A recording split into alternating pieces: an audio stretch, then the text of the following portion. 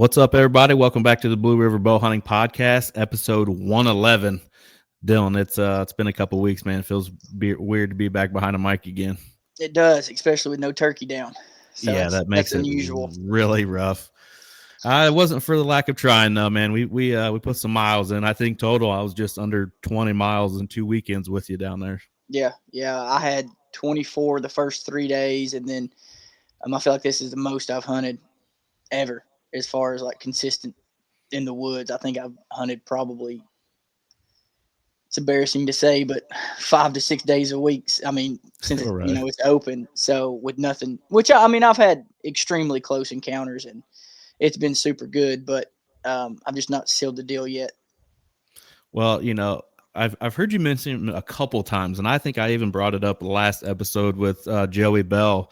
But you have talked about hunting with an ag teacher from high school, and we got the pleasure of meeting and hunting. Well, I got the pleasure of meeting and hunting with John Fugate. How's it going, buddy?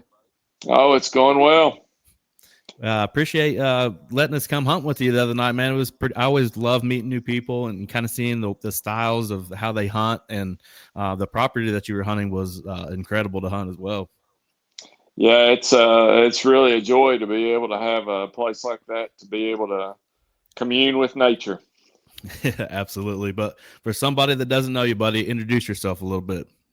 Well, my name is John Fugate, and I'm not really a hunting professional or anywhere near that, but I just love to hunt. Have since I was a boy. I grew up on a farm here in East Tennessee, and uh, my dad farmed and worked, and he didn't have a whole lot of time for hunting, but I just got the bug. And um, we back home, we didn't have a lot of turkeys growing up. We hunted grouse, we hunted deer, we hunted squirrels. I just hunted whatever I could get out and get after. Um, but you know, I as I got older, I just really developed a love for it, and I had a gentleman that took me hunting up on our property. He would hunt there, and I asked him to just take me hunting and learn how to turkey hunt. And so I've been doing it ever since. His name was Sam Mars, and he's been on the board for National Wild Turkey Federation for a few years now. Um, and That's really the story of turkey hunting. Professionally, I am a teacher at Union County High School, and I've taught everything from wildlife management to power and equipment, welding, agribusiness, greenhouse management, you name it, I teach it. That's awesome, man. Does your love for hunting kind of pour into that high school teaching aspect a little bit and sharing it with the kids and stuff? It does. It really does. The whole background of me loving to get outdoors and hunt, and somebody, um, taking me hunting and teaching me how to turkey hunt. I just felt like, I need to give back. And so that's what I've tried to do ever since I became a teacher, and developed that love for turkey hunting and deer hunting and other things as well. And so I've taken a lot of students hunting. I've taken a lot of students fishing. Dylan was talking about bow fishing the other evening, and I've taken a lot of students to do that. And it's been fun. It's been real enjoyable to see students get out and do what I loved to do when I was their age. Dylan, is this who sparked your love for land management and wildlife management? Yeah, the first time that I really learned about a controlled burn was we burned a big field as a school project. That's what we done. That's what we done that day. Um, some of my best high school memories was when he would take us to the NWTF.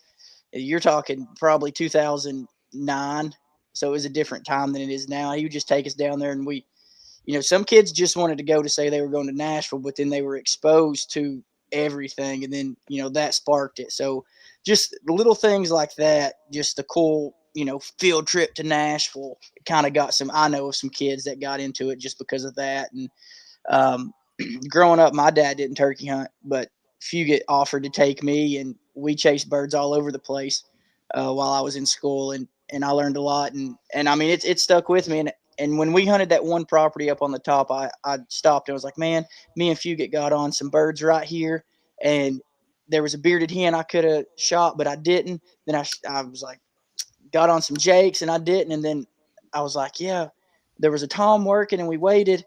And then the tom never came in. And I was so mad I didn't shoot one of those jakes that morning because I was still so green at it. I was just wanting to kill anything with a beard at that point. But yeah, I mean, field trips, he was always taking us and explaining it. It was really it.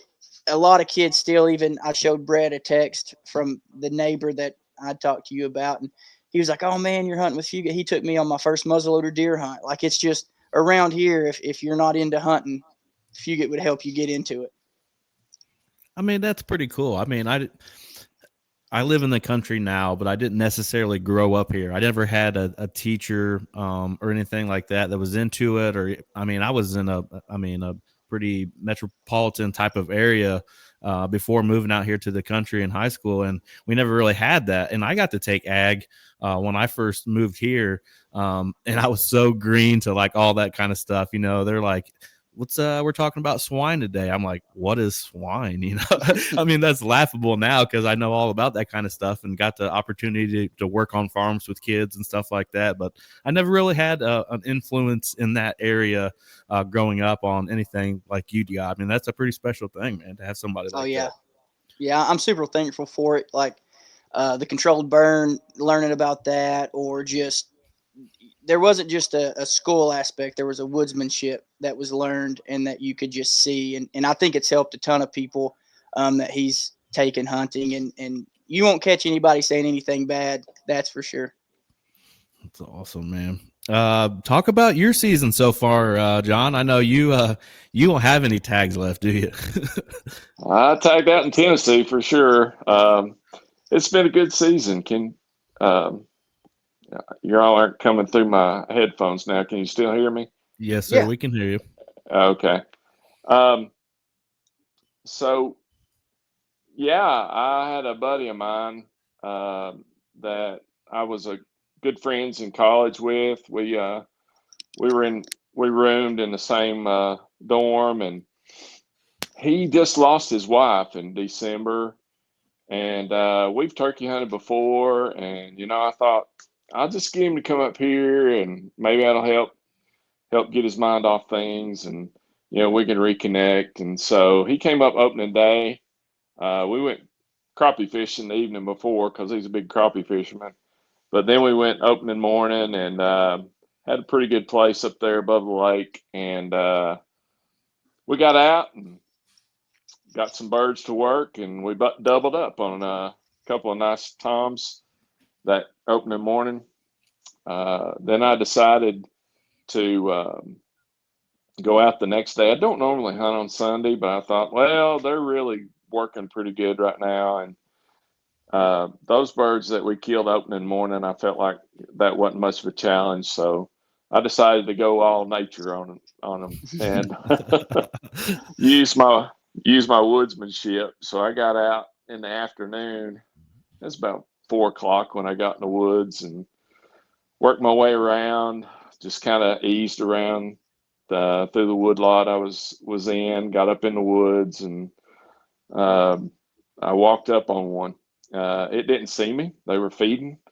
I just dropped down and eased back up the hill, set up my hen decoy, and got down about 30 yards behind the finger point of the ridge, and hit my call a couple of times and just waited. I didn't know what was going to happen, but it was a warm day and good day to take a Sunday afternoon nap. But it worked out that in about 5 or 6 minutes, two toms came up. And they came up silent and popped their white heads up. They were strutting, popped their heads up, and they were, right within gun range. So it worked out good. I really like those kind of hunts where I can use my woodsmanship. And I'm not the greatest caller in the world, but I can sound like a turkey. and enough to get it done. and I like to hear them gobble coming in, but if you can get one, come in silent, and you can be prepared, and use all the skills that you've learned in your experiences turkey hunting, it really makes it worthwhile. And that's I'll have to say that was one of the better hunts I've had in the last 5 or 6 years. It sounds a lot better than what we had to go through last weekend. Yeah. Me and Dylan struggled quite a bit. We made a move on a bird opening day about, I don't know, noon, 1 o'clock, somewhere in that window, and we got back in this pasture, and Dylan started calling, and they almost immediately cut him off, and it was like, oh man, here we go, because we hadn't had that all morning basically, and the anticipation was so high from it being opening day. We got people coming down to have the roundup and all that good stuff, and we got him fired up, and it was my fault. I didn't think that they were going to come where we were at that particular moment. We actually moved twice. But the second time we moved, I thought they were going to come down this logging road instead of coming around the knob in the pasture. I thought they were going to hit the logging road, come down, and then come back up into the pasture. It just seemed like the lay of the land, that was what was going to happen. Well, that's the opposite of what happened. We got it down into that logging road, and they had just curled up on that knob and were in the pasture, and they went directly to where we had been. It would have been a chip shot. I could have shot one at 10 yards probably, and they were hot. I mean, both of them gobbling, double, triple gobbling. Dylan had them fired up. Yeah. They were hot, and they were hesitant. They were so hot that it was slowing them down to get to you, because you would get them to gobble. They would gobble a bunch, and then they would go quiet for just a second. And then you would get them to gobble again, and then they were holding steady where they were at because they were so hot. If we would have just gave them a little bit more time, they would have been right where we were. I had probably about a 45-yard shot on them, because I had got up on the hill, and he was down at the very bottom and couldn't see through the thick stuff. So I wasn't going to shoot because I didn't know what he could see. But man, you talk about a show. They were out there spitting and drumming, and they were looking and searching, and they were ducking their heads they were trying to figure out where I was, and I was trying to do everything I could to keep pulling them just a little bit closer to him. But it's one of those things where you're just like, okay, well, next time we'll hang tight for 10 more minutes. Yeah, You can learn a lot from situations like that. For sure. Yeah. And I'm usually not the one to rush a move. I'm usually the opposite. I'm usually like, hey, let's just hang tight, give it a half hour or something. Let's see what happens. But from my perspective, obviously I'd never hunted it before. To me, all it sounded like they were doing was just spinning. It sounded like when he was closer to us, he was just facing us when he was gobbling. And when he would gobble again, it sounded like he had moved 30 yards opposite direction. So I'm like, man, I'm not necessarily sure he's coming. And then Dylan's like, well, let's think about sitting right here. And I'm like, man, I don't know. Let's move down. They seem like they're down a little bit. And if they got to come this way, the way the woods was, there was like a real thick fence row. They wouldn't be able to come through it. I felt like they had to go around it. Well, they came around it all right, just not at the point I thought they were going to. So it was my mistake. I owned up to it. But honestly, I was down in this creek bed because when we got into the bottom, Dylan and his buddy were just a little bit ahead of me. And when they gobbled, they were already at 20 yards. We just couldn't see them. So I immediately hit the deck in the creek. And I couldn't see because they had a better advantage point than me. That bird was only like 10 or 15 yards from me. I just couldn't see it because it was so thick, and his beard would have been about eye level to me to where he was at. It was a perfect storm. Yeah, it was a perfect storm for them to make it. They got very lucky that morning. For sure. And that's really out of the 2 weekends that I've been down there, those have been the hottest birds. Other than that, the birds haven't really been workable where we've been. They really haven't even been that vocal, really. We had, I think we called 6 jakes in the first weekend I was there. Decided not to take any of those, but because I was telling him, you got 6 jakes, man. Next year, that spot will be unreal. You have all kinds of toms in that place. Right. Yeah, I woke up Sunday morning, and I was going to go to church sunrise service, but I decided to go out to the barn and have my own sunrise service. Oh yeah. And the turkeys started gobbling pretty hard and heavy, and I walked out where I could kind of maybe see where they were going to fly down into, and I saw two come out in the field, and boy, they were looking for hens, and they were gobbling about every other breath. Yeah, Yeah. that's how it was today. I mean, I went to a spot and I called, they gobbled, and I was trying to get set up, and before I knew it, they were on top of me. Luckily, I was hidden good enough, but this has been the year that I've been the closest and not been able to get it done. I've had them multiple times within 30 yards. Um, a really good bird at like 65 yards. It's just been one of those years that I'm just learning. This year is just learning and maneuvering and shifting and changing and trying to just adapt and be like, well, this is all lessons. And that first one, I'm going to get him eventually. I'll run across one that slips up and I'll capitalize. But I've been all over 'em, and I feel like I've hunted harder this year than I ever have. And I feel like it's been one of my best seasons so far. As far as I think I've only been in the woods once or twice and not had any responses, or it been kind of close to not happening. Like each time I've went, I've had like a bird fire up or a scenario happen. Then I'm like, okay, well, let's get the safety off and let's be ready. And it just hasn't panned out for me yet. I know Dylan asked you the other day when we were standing there at the back of the truck, but I kind of want to hear it again. Your thought process of Tennessee pushing the season back 2 weeks. What's your spin on it? Well, I started hunting back in 1997, and so I've seen a lot of changes in turkey hunting in Tennessee. And we went from not having many turkeys back then. I can remember I didn't see my first turkey until I was about 15 years old, and they were stocking turkeys from a wildlife management area here in locally, Chuck Swan, and bringing them up to where I was, and then they were trapping. So they had done that for a couple of years, and then they were trapping them and taking other places because of the habitat. So I feel like I got a firsthand view of the way that turkey, the turkey reintroduction and repopulation was happening here in East Tennessee. And so it really helped me to want to learn more about the turkey and about turkey biology and habitat and all that.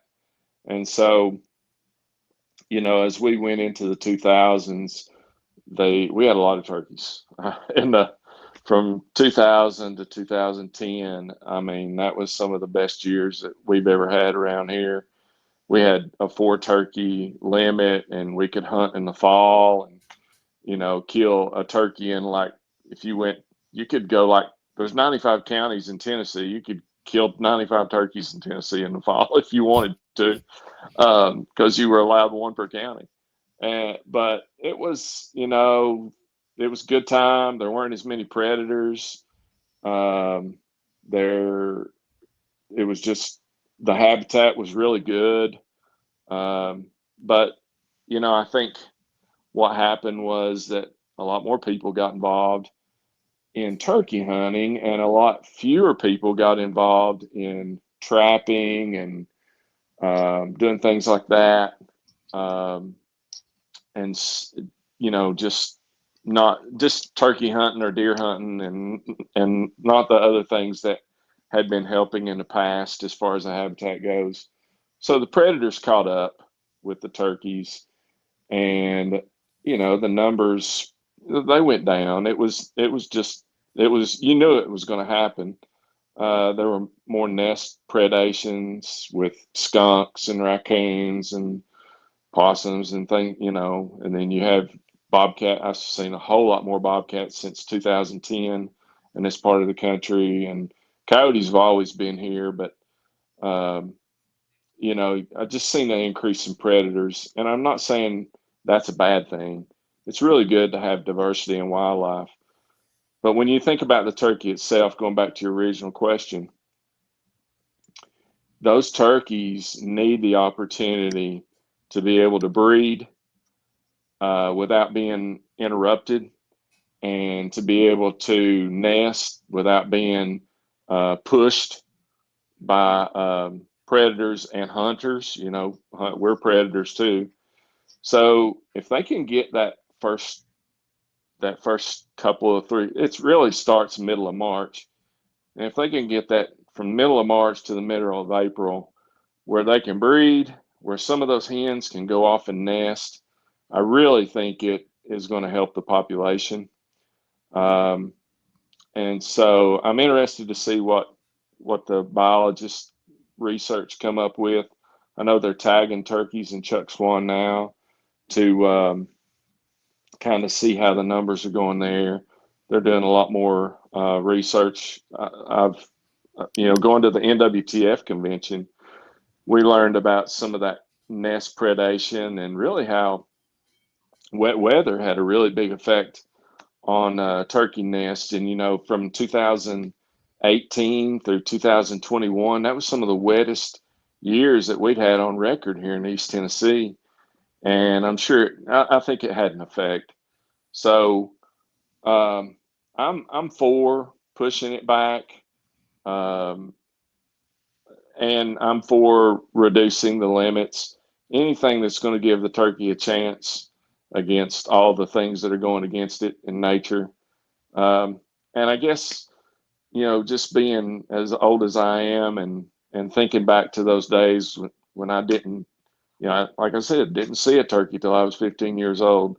I just really enjoy having a wild turkey around, and anything that we can do to help give those turkeys a chance is good.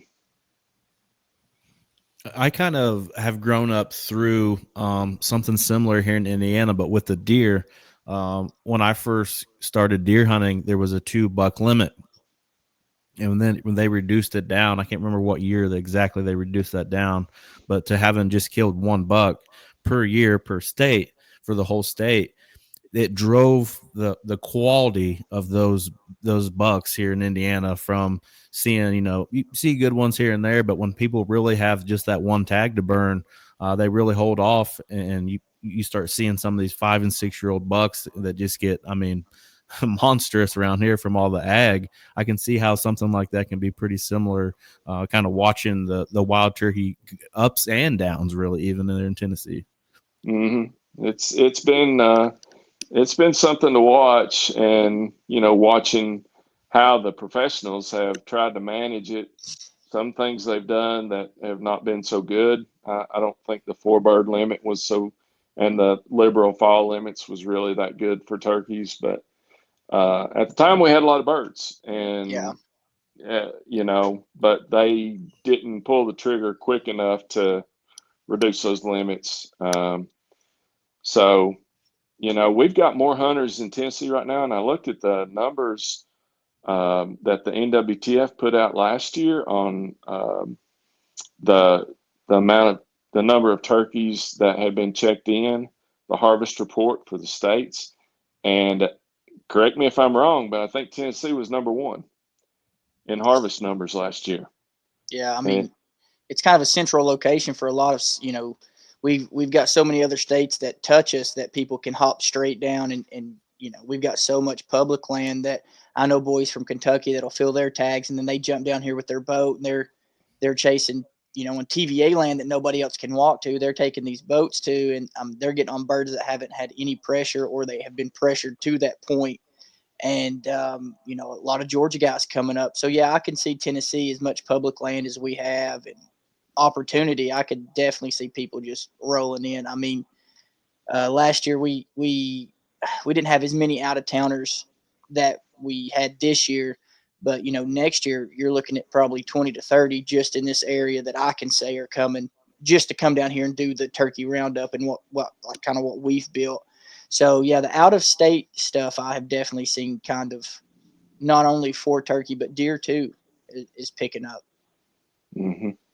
Yeah, I hunted a TVA spot on Saturday before linking up with you guys, and that was my first really rodeo at the TVA land there, and it was absolutely beautiful. There was another truck park there. It was a resident of Tennessee, and I went in there thinking, man, I'm probably going to run into this person. Hopefully, I don't bump them out or screw their hunt up or something like that. I always think like that on public land, and I went back there for about an hour and a half, 2 hours or so. Never bumped into him. And when I got back to the truck, his truck was gone and I was the only person there. So I was like relieved that I didn't mess somebody's hunt up or anything like that. I don't want to be that guy, you know. Right. But it was windy. I went up. It was not the biggest piece, but it butted up to the back of this field of private, and I could just see some birds using the corner of that field into that point that went down towards the lake. So I called as I walked down through there and never heard anything, never struck one up. And then when I got to that, that finger system that kind of went down towards the lake, I kind of just set up halfway off the top of it. There was a bunch of scratchings all over the place. I knew I was in the right area. So I kind of just played the deer hunting game and sat down and called every once in a while. And I never did see anything. And, that's okay too. I wasn't at work and I was in the woods somewhere. I was living my living life on the hog. You know what I mean? Well, I know I'm the guest on this program right now, but if you don't mind, I'd like to ask you a question, Brett. Absolutely. Shoot. So you being from Indiana and having hunted down here a little bit, if somebody were to ask, well, what's so great about hunting in the volunteer state, hunting in Tennessee? How would you respond to that person? I would say it's just the lay of the land that really intrigues me. I'm a flatlander. A lot of the states that I hunt for deer and turkey, there's really not a huge change in elevation. And then I come down there and like that view, I should have took a picture. I wish I would have. Saturday night with you guys on the top of that field overlooking the lake. I should have took a picture of that because views like that, I don't get views like that all the time. I know you guys are kind of used to that a little bit, but just the beauty in that and chasing the wild turkey in that setting, I wouldn't trade it for anything. Even if we didn't even see a bird, I still wouldn't trade that for anything. Just going and having an adventure to, us setting up and start calling, even though we didn't hear nothing, I was still getting, kind of antsy, like, oh man, I hope we can get it done or something, just the adventure of hunting in Tennessee would be my answer to that. Oh, well, I think that's a good answer because it's an adventure every time I go out. Absolutely. Yeah, and we have there's no telling what you're going to see here anymore. He comes down for the velvet hunt and you'll see bobcats, coyotes, raccoons, possums. Some of the spots we have, you can see people in their backyard, because they're out. We've got some good seek one spots, and it's just like, it's so crazy. And now the hogs are getting close. We've got bear that are wandering into the area. So yeah, you never know what you're going to see. And then we was talking to Dr. Chamberlain, and it was Paul Campbell about the NWTF and everything they were doing in Chuck Swan. And that intrigued Brett because literally it's a boat ride straight across the lake. You can get there faster by boat than you can by a car. And then he stayed in his Airbnb was not far from Chuck Swan, so he was intrigued. I think we're going to put in for that hunt next year. See if we can't get drawn for it. Yeah, I think I'm going to put in for Chuck Swan next year too. I haven't hunted there in quite a while.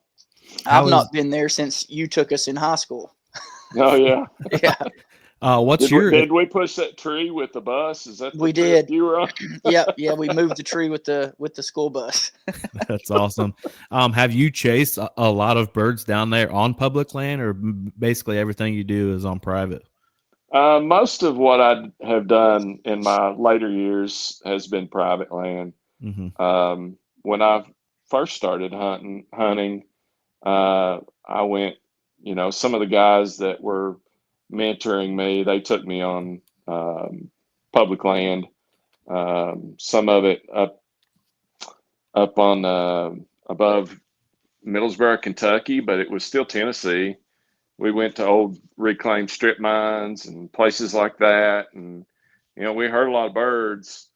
I never got on one up there. I've also been up to Cumberland, WMA, up Royal Blue and Sunquist areas, and hunted some up there. And man, it's beautiful up there, but boy, it's hard. It's hard hunting when you get up in those mountains. It's hard hunting. But it's that you talk about the adventure part of it. That's why I like hunting public land, because it's just new and you don't know. You really don't know if there's turkeys there or not. You just walk in, you either hit a crow call or owl hoot or just wait to hear them gobble. And, you hear one and you think, man, I can get on that one. And, it's an adventure. So I've always liked public land, and I feel blessed that we have a lot of public land here in East Tennessee. Um, but I also like to take students and take other people hunting, and the opportunity for them to see or hear a turkey and to be able to harvest one is one that's it's the odds are better for private land hunts with that. And I manage the land, really try to manage it pretty well, the property that I have to hunt, and so that I can have those opportunities as well. So I like both, but I'm a giver. I like giving back to the sport and being able to take people. That's a big part of who I am and what I like to do. Yeah, and that's a big important factor too. Is you can burn somebody out on a turkey hunt pretty fast if you take off and you hike 8 miles and then you never hear a bird. They're like, well, this isn't any fun. But if you can put them on on a bird and they can hear it gobble and see the show, then they're hooked, and that 8 miles isn't bad anymore. They can make it for that show, because I've had some guys that have come with me and they're like, man, I've been, but we never heard a bird. It wasn't just, I don't see why you guys do it. And then, we get on a bird and they're like, that's, I wish you could bottle that and sell it, because it would fly off the shelf. That was insane. And now they're out, you know, hunting just as hard as I am. And it's all about that, putting them in a situation to get them hooked. I've got some spots that if somebody called and wanted to go with me, I definitely wouldn't take them there, because I mean, it's brutal. I told Brett, I was like, hey, I've been walking every day this week, because where I'm taking you, it's earned. It's for sure earned if we get one. And but like he said, you get to the top and you're on the top of the mountain there, and it's just it's worth the walk in itself, just to see the sunrise up there. So it's cool to see, and turkey and deer are so different, but I don't think I could pick. I just They hit you different. Oh yeah, yeah. It's different kind of hunting for sure. Yeah. So I know the property that we went with you kind of had an idea of where they were going to roost, because you'd hunted there in some mornings and had some success there. Let me lay a scenario out for you. Say you're going to public land, you've never been on this place before ever. How do you approach the morning? Are you going to be running and gunning? You going to try to set up off a point somewhere? What exactly are you going to do to try to get yourself on a bird? You're talking East Tennessee? Yes, sir. Okay. So East Tennessee, just knowing, kind of the way birds operate around here, once they get to where they're in the breeding part of the season, they're going to get to a high place, especially the toms. They're going to roost up high so that the hens can hear them and they can fly off to the hens. So they're going to be high up. If you can find a place, I would use maps. I really use maps a lot. So I would scout the property using maps before I went in, and I would look for those high places, maybe that have a bald, or if it's public land, a bald, or maybe where they've cleared off some up high, or maybe an old reclaim mining strip or a logging road that has some, just some vegetation on it, but it's up high. And so those turkeys, when I would go in, I try to get to a point where I could hear those turkeys. I'm probably going to hike up before it gets daylight, at least halfway up where I think they're going to be, and listen. And I don't want to get too close. So if if there is a logging road or a field, I'm not going to get right at that. to get within a couple hundred yards, and now I'm just going to listen. And when I listen for those turkeys, they may surprise me by being behind me. They may be exactly where I think they are, but I'm definitely not going to try to go to them. I'm going to try to get above them, or get where I think their strut zone is going to be. And so they're going to fly off. They're going to get with those hens. They're going to get in that strut zone. And depending on whether it's early in the season or the middle of the season, I would probably change my tactics. Early in the season, I'm going to set out a gobbler decoy, with a hen. And just because I know that those gobblers they're still fighting. We talked about moving the season back earlier, but they're still in that establishing their pecking order mode by when our season starts here in Tennessee. And so you'll get one that is still trying to whip every gobbler in the country. And if he sees that fan out there, he might come in. So I would use a gobbler decoy early. If it's middle of the season, I'd set up a lone hen decoy and try to catch a satellite gobbler coming. He might not be vocal.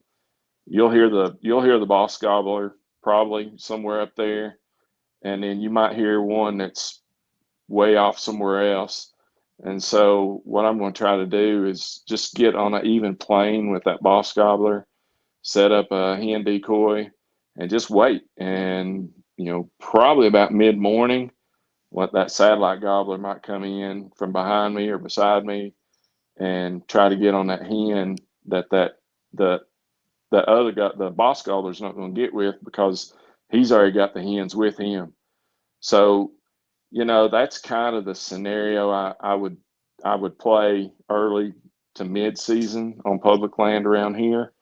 If it's late season and I'm hunting public land, it's going to be thick.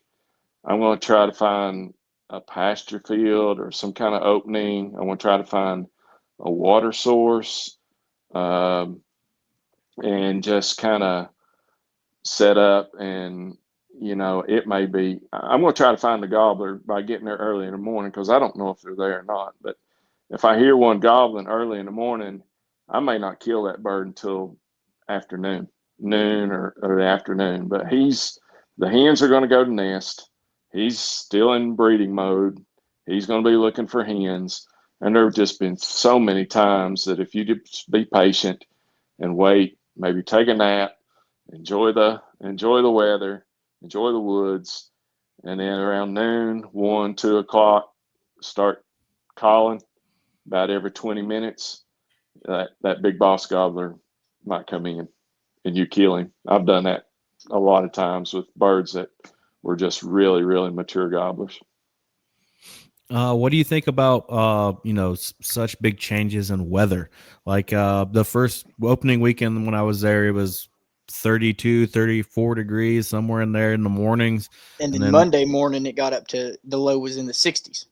Yeah. And then this time when I was there, the high was like 85 or 86 or something like that. So what do you think those huge variations in temperature will do to a bird? Well, they're still going to do their thing. Right. It's that time of year. They're looking for the gobblers. They're looking for hens. In East Tennessee, they're going to be up high, and they're going to be trying to find hens. And so, it's kind of, people doesn't make that big of a difference. People say it all the time. You can't kill a turkey sitting on the couch. So right. Just go get in the woods, and great things might happen. It may be the greatest hunt you've ever had if you're just out there in the woods. Regardless of what the weather is, just take, layers of clothes, and if it's cool in the morning, peel them off in the afternoon. Yep. And have fun. Yeah, that's what I told Brett. I was like, this is good because we're not going to sweat walking in now. Like it'll make the walk a little bit easier for us. Oh yeah. But there's been mornings that I've been shivering and we've killed turkey right off the roost. Monday got really good. I think that they were feeling, just the sunshine felt good after maybe that cold spell, but I don't see a correlation with it slowing down. Now, if it's like snowing, I'm sure it would probably throw a wrench in what I would do, but we're not used to that. So, Right. but yeah, I mean, that sounds a lot like what I do, doesn't it, Brett? I always try to get plumb to the top, and then I'll listen, and I'll tell Brett, I'm like, you look this way, I'm looking this way, and whichever one gobbles and it sounds like we can get him, we'll drop off one side. That bird shuts up. We'll wait him out. We'll hit back to the top of the ridge and try to call to this bird. Um, that's one thing. Yeah, that's one thing about me is I'm trying to get to the top, because if you're at the top, then you have a pretty good sonar of where you can pick them up at. And we've heard birds. I mean, I don't know how far away they were. They wasn't close enough for us to hunt them, but somehow you could still barely hear them gobble. Could have been my imagination, but it was pretty consistent. What about? I used to be a runner and gunner, but we'd call ourselves ridge runners. But the older I get, the more my body slowed me down. But it's probably a good thing, because I've learned that you don't have Yeah, to go run and gun as hard as you used to. If you yeah. get in the right spot, and the situation's right, they'll come to you. Well, I've had that happen before where I've sat down, had a bird gobble to my left, had a bird gobble to my right. I chose to take off after the bird on the right, and then as I'm easing out back towards the left, I'll bump into that bird because he was coming looking for me. I've done went and killed another bird. We run into each other. I've had that happen. I've had it happen where I didn't kill the other bird, and then I probably could have killed that one, but it just didn't pan out for me. So yeah, it seems to always there's an underlying lesson, whether you get one or you don't. That's true. Absolutely. I'm still trying to get the hang of chasing those timber birds down there. It's a lot different than where I've chased them everywhere else. Which I leave Thursday for West Virginia, and they're mostly field birds that we're hunting. And what's really going to throw a wrench in my plan? I was looking at the weather report for when I'm there, and looks like I'm going to get a lot of rain when I'm going to be there. So it's going to kill me, but I'm going to sit in the middle of that field in a blind, and it's going to drive me nuts because I'm going to want to get out and chasing them. But at that point, I think it's probably going to be my best odds. One, not to get soaking wet. And in the area that we've hunted there in years past, when it rains, I mean, it doesn't matter. They're in the fields anyways, but the more rain that they get, the birds were out in the middle of the field. They didn't want that. It was always explained to me when it was raining or when it was storming like that, being inside the woods and everything moving with the rain scared the birds, so they got out into the wide open areas where that wasn't a factor for them. I don't know if you guys have ever heard that. That's how it was always explained to me. That's true. That's true. Yeah, so They want to get where they can use their sense of sight right. instead of having to rely on their hearing in the woods. Yeah. Yeah, so I'm probably going to throw a 3/4 strut Jake out with a lay down hen in that field and just wait them out. I may end up just taking my bow too, and just sitting there and see if I can take one out with my bow with my buddy Troy over there. I hope you get one. I appreciate that. What about your gun setup? What kind of gun do you use and ammo and all that good stuff? Well, back when I started, it was about getting the biggest gun that could shoot the most shot. And, I learned over the years that wasn't necessarily what you had to have. I started out with a Mossberg 835 Ultimag, and it had my first choke was a Compton choke. Mm-hmm. That was like the big thing back then.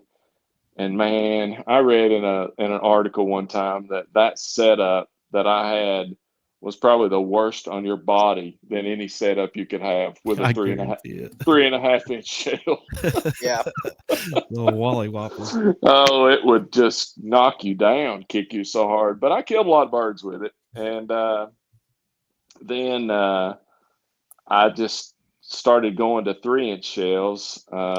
I don't use TSS. I just use the Longbeard XR from Winchester. I used to use Federal, and it works for me. I don't shoot at birds that are 40, 50 yards. I'll shoot them, inside 40 most of the time. But the gun I use now is a Beretta A300 semi-automatic with one of those jelly head True Glow choke tubes, and it works pretty good. It works pretty good. It was my son's gun, and he passed away a few years back, and I have real fond memories of turkey hunting with him, and that taking that gun to the woods with me is it. I just think about those great times that we had together, and the good turkey hunts and road trips, and it was good times, and so that's what I use now.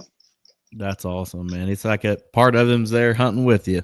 Yeah, it is. Speaking of road trips, have you turkey hunted any other states?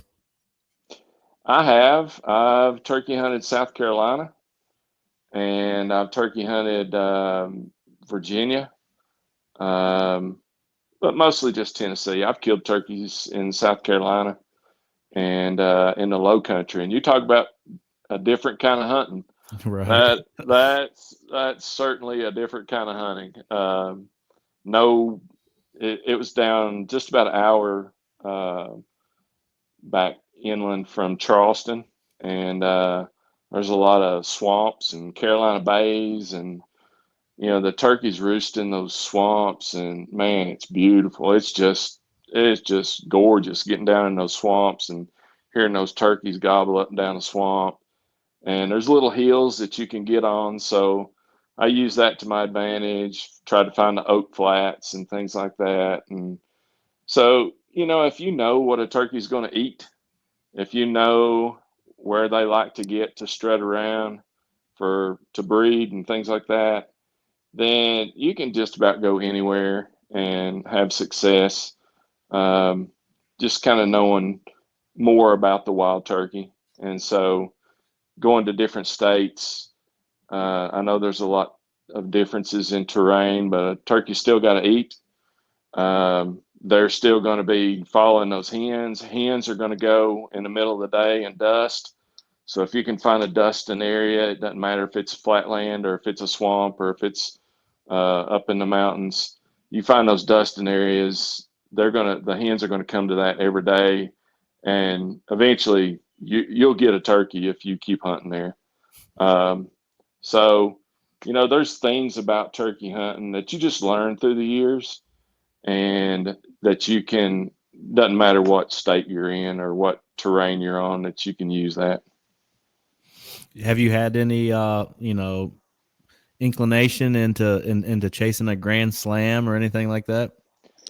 I did when I was younger, and then my kids got older, and I was like, there's a lot of things that I like to do, hunting and fishing and trapping, and my wife and I like to travel, and but when it came down to it, I really like to spend time with my kids.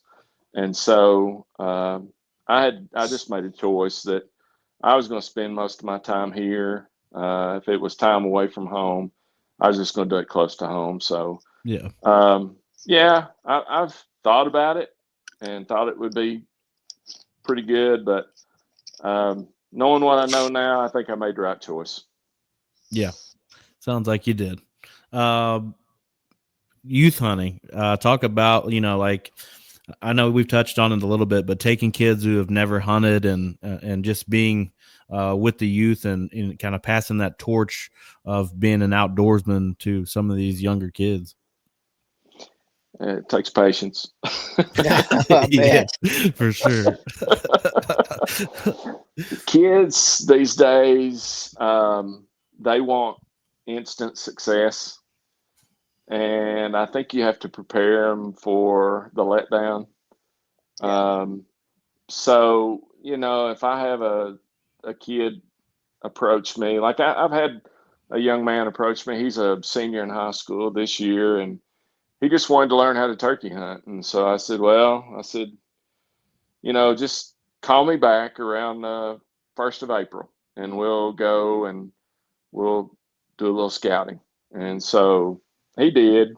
We went out on a Saturday morning, and I just showed him the things that I've learned about looking for turkey sign, listening for turkeys, where you listen, what are the things, the scenarios that you could possibly be in that would stack the odds in your favor. And, we went to a place where we heard turkeys, where I took you all. We heard turkeys that morning.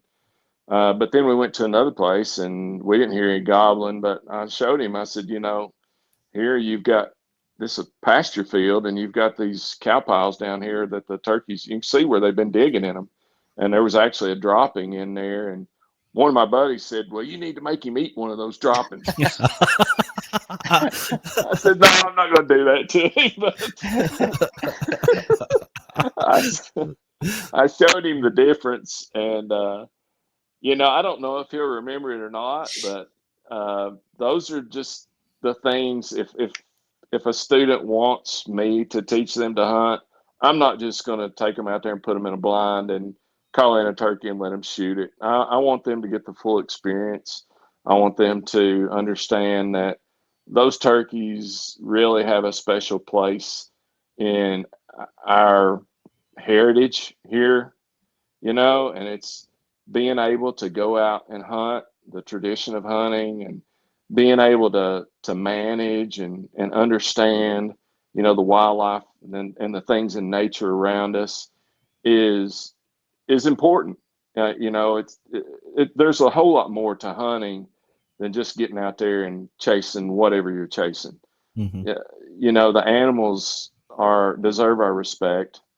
They deserve for us to be good sportsmen. So, patterning, I'd tell if it wouldn't matter who it was, if it was a 9-year-old or a 80-year-old, I'd say, you need to get your gun and you need to pattern that gun. You need to get out and shoot it, because you don't want an animal to suffer. You want to be able, when you get out there and you have that opportunity, you want to be able to kill that animal with an ethical harvest.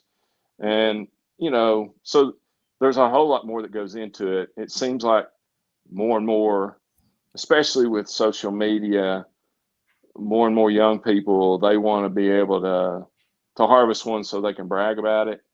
But, I try to temper that, and I try to show them that there's so much more to hunting than just posting a photo of your harvest on social media. And if you can get to them, if you can get through to them with that, and just help them understand that it's it's a really great tradition that we have, and it's something that's worthwhile, and it's something that is worthy to be passed on to future generations, then I think it's a really good thing to be able to take young people and show them that. Yeah. I took my fiance's friend's little boy. It was like 2 years ago, and he was just so excited to get up and to get going, and it was so fun for me to see again, like that kid just like so pumped up for it. And he's like, what are we gonna do? And I was explaining to him, I'm like, now be ready, because they're fixing to gobble. They should gobble over here. And I was explaining it to him, and they would gobble, and he was like, man, he was just so hooked on it. And he's like, man, he's like, this is kind of like a video game. And I was like, what are you talking about? He's like, well, I've got a cheat code. I was like, there ain't no cheat codes to this. And he's like, you're my cheat code. And I was like, well, I guess so, man. I was like, Yeah. he was like, but can I come again tomorrow? And I was like, well, juvenile ends today, and then you have a week. And I was like, I'll bring you back. But I mean, I feel bad for his teachers that week, because I know that boy talked about it nonstop. He got to open the gate, like, the little things that he never got Yeah. to do because he lives in a subdivision, like riding in the truck and just riding through the pasture field, not buckled up, and just know because we're fixing to get out, or opening the gates and walking through the water. It just the fun stuff like that. But yeah, that's what he told me. He's like, yeah, I've got a cheat code. It's you. And I was like, well, I guess so, in a I've way. never heard that one before. Yeah, it's like that's. A mentor But as a cheat code. yeah, that's what he was saying, and he was probably like 8 at the time, so he was just pure. But That's he had great. to eat, so I took him to the Woggles and got him a biscuit, and I was like, now there's no bathrooms out here, so you need to go in the bathroom and get you some toilet paper. And I was like, put it in your boot, put it in your little vest, whatever you need to do in case you have to go to the bathroom out here because we're not coming back. We get out there, he's like, oh man, he's like, my belly's kind of hurting, and I was like, well, if you need to use the bathroom, we need to do it now before we get back in here because these birds are going to be back here. We get back there and those birds start gobbling. He's like, I'm good. I'm good. I don't have to now. But I mean, that gun when that Tom was coming in was just he was shaking we were on a big oak tree and he was shaking the oak tree. He was like, the bird comes in to about 35 yards, sees him, and he putts and he walks off. He goes, I blew it, didn't I? I was like, hey, it's going to happen like that more than you're ready for it to, but it's all fun still. And he still calls wanting to go, and I take him deer hunting with me, and we'll go put him in the ground blind and put the heater in there. And like you said, it takes patience because he's wanting to put his head out the blind and lure him in. He's convinced he can call one in with his mouth, and it's like, man, you just got to sit down. So it's interesting, but it is fun. And now I've got my 2 little ones, and my 5-year-old, or she's going to be 5. I think she's forgotten more than most will learn about some of the stuff because she literally shadows us working food plots and on the bobcats and tractors. And you can ask Brett at the roundup, they're out there with us, and it's just they're just immersed so deeply in it. We were riding around tonight looking for deer on the 4-wheeler, and Maddie was like, well, they're not up top, I bet you, because of the rain. They're down in the bottom plot. Let's go. So she was wanting to go check them out in the bottom, and it's so much fun when you can get a kid hooked and see that excitement because their imagination is just a wonderful thing. Oh yeah, it is. That's been one of the joys of being able to take young people is just see them get to experience something that they don't get every day, and something that some of them, if you didn't take them, they'd never get that. And so it's been a joy being able to do that, not just with turkeys, but deer and bow fishing and frog gigging and just anything outdoors that just gets them out of the house and lets them see that there's more to life than just sitting in front of a TV. Yeah, absolutely. Well, buddy, it's been an absolute pleasure having you on tonight and talking some East Tennessee turkeys with you. Well, I appreciate y'all having me on. I've enjoyed talking with you. Absolutely. I appreciate it, man. Dylan, I wish you a good season. I wish you won, but you already had one. Yeah, you had a good season. That's good. No, me and Fugate, we'll link back up and we'll chase a few more before it's all said and done this year. And I don't know. I wish this wind would die down so I could sneak off into the woods. Well, for everybody listening in podcast land, hit us with the rate and review. If you're listening on the YouTube, like and subscribe, and we'll be back here again for episode 112.